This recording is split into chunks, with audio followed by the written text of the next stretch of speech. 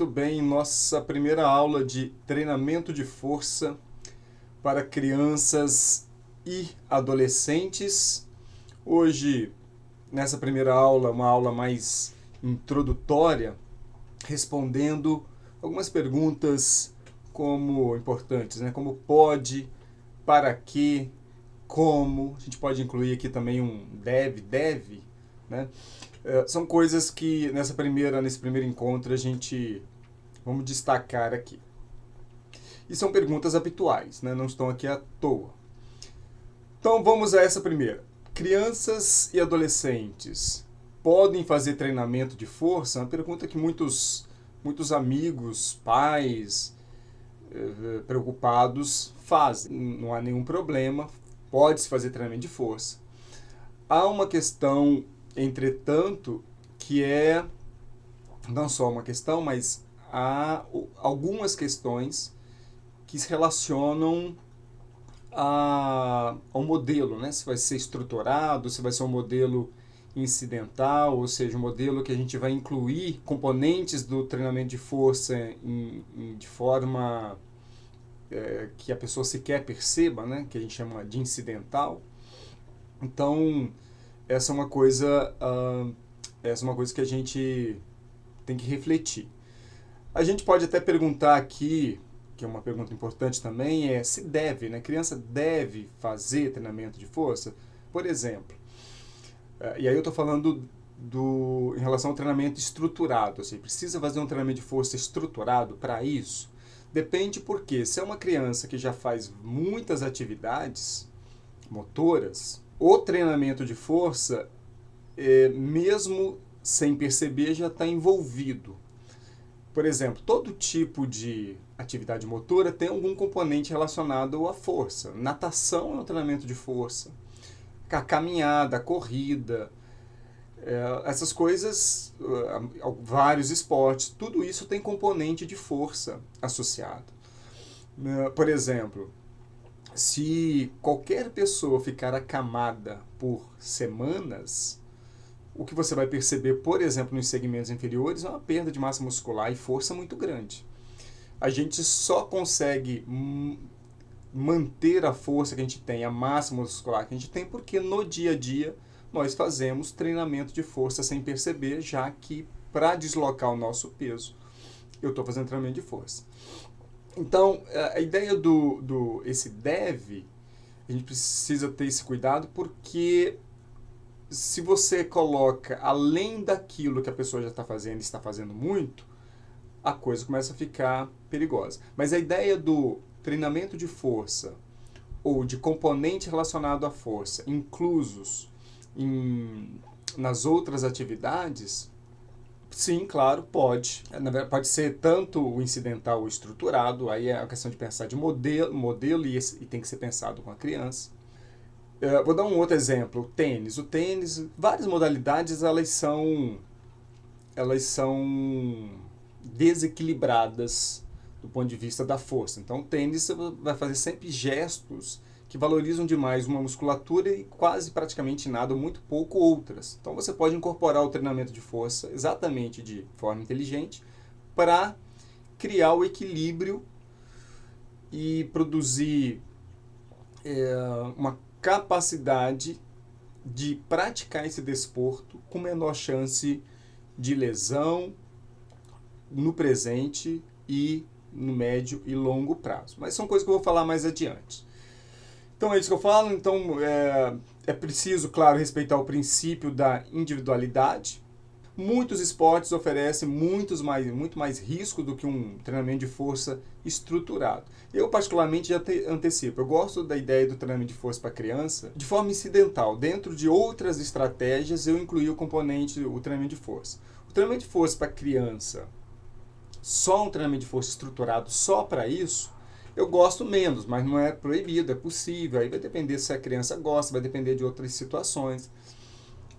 À medida que a gente vai chegando na adolescência, mais perto da vida adulta, claro que aí a gente pode pensar num treinamento estruturado sem muito problema, porque esse adolescente já vai ter muito mais maturidade que uma criança. Mas falando sobre essa história aqui dos riscos, né? Veja, eu vou citar bastante esse artigo aqui. Nessa diretriz, num dado momento, eles falam que o treinamento de força resultou em menos que 1% das mais de 1.500 lesões que foram encontradas num dado estudo, enquanto que o futebol, aquele futebol norte-americano, né, que é diferente do soccer que está aqui. Então, o futebol, o basquete e o nosso futebol aqui, que a gente conhece melhor, perceba que o percentual, principalmente para os dois primeiros, é muito maior. E mesmo para o futebol também é maior do que um treinamento de força estruturado. A gente vai ver que, de modo geral, isso eu vou falar também em outro momento, as lesões elas estão quase sempre associadas a uma progressão agressiva de cargas de treinamento e de técnica de exercício inadequada, imprópria. Isso eu vou falar com mais calma depois. Mas isso aqui é só para mostrar que pode fazer, o risco de lesão é menor do que vários outros esportes. Por exemplo, nesse artigo que tem a mesma autora como a mesma primeira autora desse aqui, a Avery Feinbaum, nesse monte de artigo que ela mostra aqui, e cada artigo desse aqui está pequenininho, é porque a ideia não é mostrar exatamente o artigo em si, né? É para mostrar para você que cada artigo desse tem muita gente sendo treinada. Por exemplo, nesse primeiro aqui, vocês talvez não vão enxergar, mas tinham 28 pessoas fazendo exercício, acho que na segunda 10, enfim. Se somar o tanto de pessoas aqui, vai dar centenas. E do número de lesões, repare que esses artigos, todos com treinamento de força, só teve 3 casos, 3 lesões. Então a chance realmente é bem pequena de lesão. E a gente vai ver mais adiante o tipo de lesão, qual que é diferente também de adultos. Vamos então para outra pergunta, é o para quê? Né? Para que treinar força? Bom, primeiro, por uma questão óbvia, treinar força para ganhar força. Então, se uma pessoa te procura pensando num treinamento estruturado, para uma criança ou adolescente, um treinamento de força estruturado para criança e adolescente, é muito provável que está querendo que essa pessoa ganhe força. Embora, às vezes, tem outro interesse, que eu vou dizer mais à frente, por exemplo, principalmente em adolescente, que é um interesse estético relacionado ao ganho de massa muscular. Mas eu digo razões óbvias porque treinamento de força, obviamente, é para ganhar força. Para combater o sedentarismo, também por uma razão óbvia, essa nossa geração de crianças provavelmente é mais sedentária do que as anteriores. De algumas décadas atrás nem se fala, por causa essa geração que está vindo agora, a geração tela, por exemplo, e uma série de dificuldades. Então, combater o sedentarismo é uma razão importante. Outra razão importante é o treinamento de força não só para ganhar força, mas para uma educação postural, eu poderia até dar mais amplitude a isso, uma educação física, porque nessa idade, uma necessidade de educação física, educação do corpo. E uma dessas educações se relaciona à postura. Isso aqui é um dado antigo. Possivelmente, eu creio que hoje possivelmente a coisa seja pior, mas olha, 50% a 65% de crianças e adolescentes podem apresentar alteração postural. Em grande parte, isso começa logo na escolarização, porque passa a ficar muito tempo sentadas, passa a carregar peso de forma equivocada. Então, é esse tipo de educação que eu estou chamando a atenção. Educar, usar o treinamento de força, como também uma estratégia de educar para o cuidado do físico. Então, carregar uma mochila do jeito correto, pegar um peso do jeito correto e coisas nesse sentido. Composição corporal. Aqui poderia entrar a história da hipertrofia, mas eu vou deixar mais para frente. Composição corporal pensando principalmente na perda de peso gordo ou para não ganhar peso gordo. Nos 2 primeiros anos escolares, 6 a 8 anos de idade, a adiposidade pode aumentar entre 3% e 20%. Eu peguei isso num livro do Weinicke, que é um livro de biologia do esporte antigo. É provável que esses dados tenham piorado. O treinamento de força pode ser incorporado com esse interesse também. Socialização, muito importante. A socialização é muito importante, embora um treinamento de força estruturado não consigo acreditar que seja a melhor estratégia. Penso que os esportes sejam mais interessantes, embora dá, sim, claro, para você criar uma estratégia em que a socialização seja atendida. Estética, mais associado à adolescência, aí já é uma questão mais delicada. Quando chega lá na adolescência, a adolescência é uma fase muito complicada, em que a questão física, o corpo, ele passa a ter um componente de valor pessoal e social muito mais forte do que pessoas mais velhas e mais maduras. Todos que estão assistindo essa aula sabem bem dessa lógica. Então a estética é uma questão impactante na adolescência. E o julgamento disso, se vai fazer um treinamento de força para, por exemplo, ganho de massa muscular, ele é um julgamento que precisa ser conjunto, com pais, possivelmente a depender psicólogo. Então, isso aqui com a criança, obviamente, criança ou adolescente, é preciso uma tomada de decisão conjunta para fazer esse julgamento e, obviamente, decidir o quanto que vale a pena, e sempre o treinamento precisa ser proporcional a esse corpo. A gente vai falar isso com mais calma durante o curso.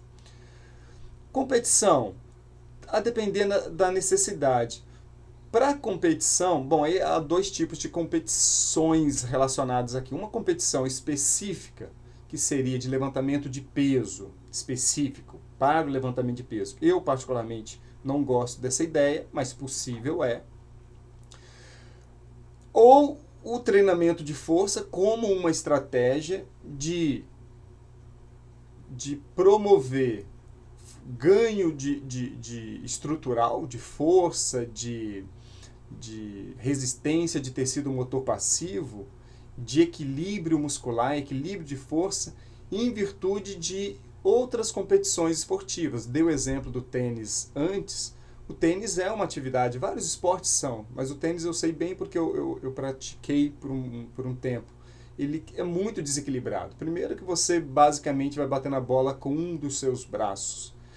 E aí você usa basicamente musculaturas de um dos lados, sempre do mesmo jeito. É um padrão motor que você precisa reequilibrar, e o treinamento de força passa a ser muito interessante, tanto para reequilibrar ou manter um equilíbrio dessas forças e para evitar lesão, diminuir a chance de lesão.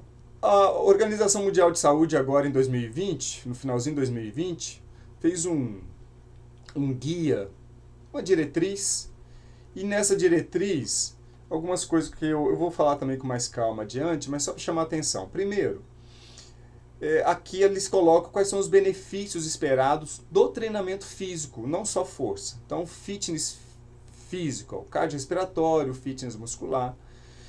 Então, melhora da saúde cardiometabólica, pressão sanguínea, dislipidemia, resistência à insulina e o perfil de glicose. Saúde óssea, resultados associados ao cognitivo importante, desempenho acadêmico, costuma melhorar quem é praticante de atividade física. Funções executivas relacionadas à tomada de decisão, entre outras coisas. Saúde mental e por aí vai. Isso aqui envolve não só o treinamento de força. Eles colocam aqui embaixo que o treinamento, o fortalecimento muscular deve ser incorporado. Eu sempre critico muito esse pelo menos aqui, no mínimo 3, porque no mínimo dá a impressão que pode fazer todo dia ou até que se deve fazer todo dia, e não creio que seja por aí não. Mas eles colocam no mínimo 3 dias por semana, no mínimo, não sei, para mim está mais para o máximo.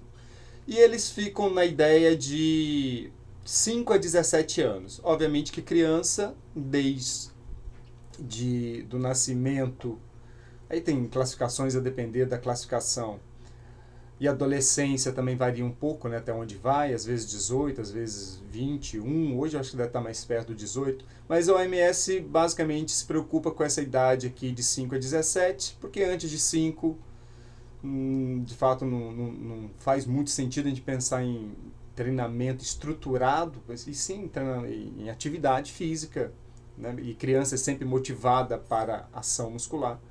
E lá pelo 17 é porque depois disso já é um corpo que adulto, né? Responde como um corpo adulto. Embora, do ponto de vista cognitivo, da maturidade psicológica, talvez uma criança, um adolescente de 17 ainda esteja bem distante de um de 30 e poucos, de um adulto de 30, 40 anos, mas do ponto de vista físico é bem provável que não seja tão diferente. Como fazer? Bom, a história do como fazer, aí eu vou colocar tudo isso aqui para debater com vocês. Bom, o treinamento de força ele pode ser feito em espaço específico para treinamento de força, que eu estou chamando aqui de estruturado, ou seja, um espaço estruturado, com estrutura para isso, e que o programa de treinamento também seja um programa estruturado para isso, ou seja, uma periodização específica para treinamento de força. Então isso pode ser assim, não que tenha que ser, mas pode ser assim. Ou o que eu prefiro, gosto mais da ideia de associar o treinamento de força, incluí-lo de forma inteligente em outras atividades, como esportes, as atividades recreativas, e esse sinal de interrogação não precisava aqui, eu só esqueci, tá? Pode abrir mão dele. Ou pensando numa ideia de educacional, de novo chamando atenção, pensando, eu vou dar uma ideia melhor para vocês do que eu estou chamando disso, mas é uma educação do corpo para o corpo, pelo corpo, plagiando o coletivo de autores, que é uma outra ideia, mas que faz sentido aqui, ou seja, educar o corpo para o corpo e utilizando-se do corpo, mas gosto da ideia do incidental. Incidental, aí eu estou pegando essa expressão, essa fala de um professor da UFMG, que eu vou apresentar para quem não conhece daqui a pouco, que é o Pablo Juan Greco, que ele fala isso no livro dele, que é uma ideia de você entregar um treinamento de força. Ele não fala treinamento de força, tá? Isso aqui sou eu que só estou pegando a palavra dele. Ele vai falar, o livro dele é sobre iniciação esportiva, no esporte. Mas a ideia qual é? É que você ofereça atividades que a criança sequer perceba esse componente. Então eu posso criar estratégias incidentais, criar desafios relacionados à força que a pessoa nem perceba. Então, quando eu estou dizendo que o correr, ou por exemplo, vamos imaginar de novo um esporte coletivo, o futebol, né?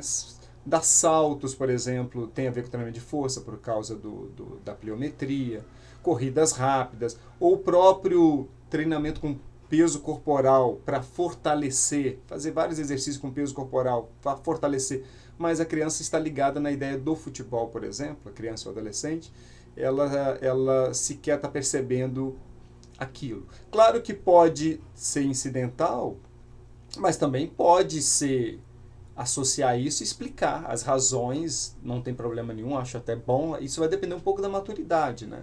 Mais perto da adolescência, obviamente, fica mais fácil você explicar o porquê que você está incluindo componentes de força, a razão disso, enquanto que para crianças mais novas, 6, 7 anos, talvez não valha a pena, simplesmente crie estratégias para que ela possa fazer.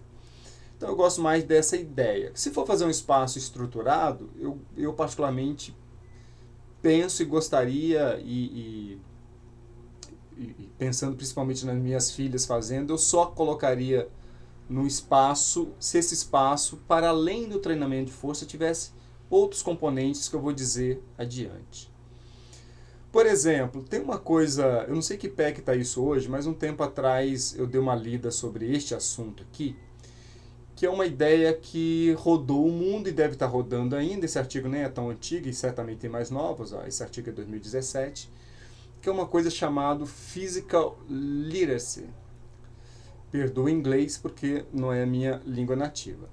Traduzindo seria algo como alfabetização física, que eu acho até que ficaria mais legal a gente pensasse em educação física.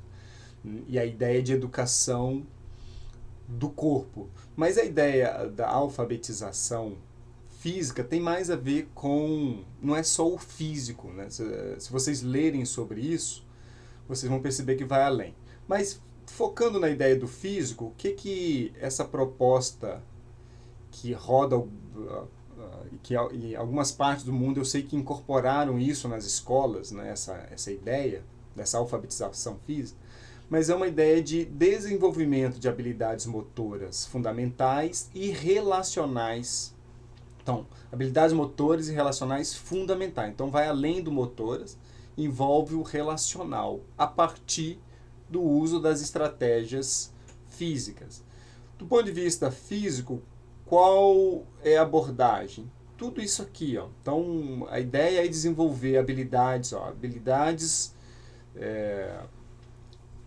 como essas aqui, ó, caminhada, corrida, equilíbrio, o patinar, patinar e esquiar aqui no Brasil, né, só se tiver espaço específico, né, mas faz menos sentido, saltar, nadar, pedalar, e esse skipping tem mais a ver com pulo, né, algo mais ou menos por aí.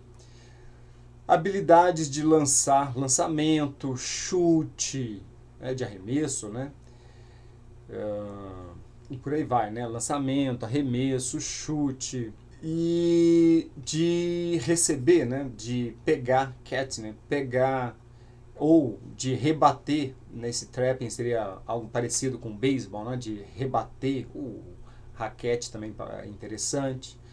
Então veja que a ideia deles aqui é desenvolver habilidades motoras amplas, e aí eu acho muito mais legal isso para crianças, principalmente crianças. E obviamente quando eu falo em caminhada, corrida, equilíbrio, vários de salto e por aí vai, natação, tudo isso tem componente de força. Tá? Então eu penso nessa ideia de incluir o componente de força dentro disso. Pode também ter, por exemplo, posso incluir nisso aqui atividade específica, tipo apoio abdominal, pode, sendo de forma bem pensada, inteligente, eu não vejo problema. Mas essa proposta aqui do Physical Literacy, eles pensam também no componente relacional, tá? Mas eu não vou entrar nesse detalhe, até porque tem tempo que eu não leio sobre o assunto e não tenho grande profundidade. Eu só estou trazendo porque eu gosto dessa ideia.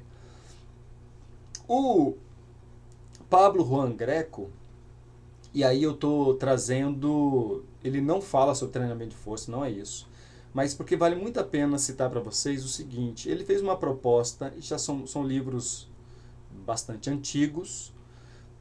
O Pablo, por exemplo, esteve aqui na UFES há mais ou menos uns 9, 10 anos atrás, e esses livros já eram famosos, bem conhecidos, então são livros clássicos. Ele é lá da UFMG, não sei se já aposentou, mas o Greco, ele fez uma proposta que ele chama de iniciação esportiva universal. Para ele, e essa proposta, e vale muito a pena a leitura desse livro, porque também tem uma bagagem relacionada à psicologia bem interessante, importante no livro dele, mas a ideia é de você, mais ou menos isso, de você, na inclusão esportiva, ou seja, durante até aproximadamente 12 anos de idade, você não ter uma especialização esportiva, mas você colocar componentes dos muitos esportes, você criar sempre estratégias onde envolverá componentes dos muitos esportes, o chute, o lançamento, o arremesso, o rebater e por aí vai. Então você vai criando esses desafios sem especializar. Oferecer um leque motor muito mais rico para a criança, para que lá na frente ela venha se especializar em esportes. Eu penso algo parecido quando eu penso em treinamento de força, ou seja, eu não gosto da ideia de treinamento de força isolado, eu gosto dele inserido em algo muito mais amplo, tanto para ampliar o leque motor, mas também para além disso, para a gente pensar na ideia de usar o componente físico como uma estratégia para educar para além disso. Quer ver uma coisa que eu vou trazer aqui para vocês? Aqui eu coloquei várias imagens só para servir de estímulo, né, de desafios para a criança, que pode ser incidental, né?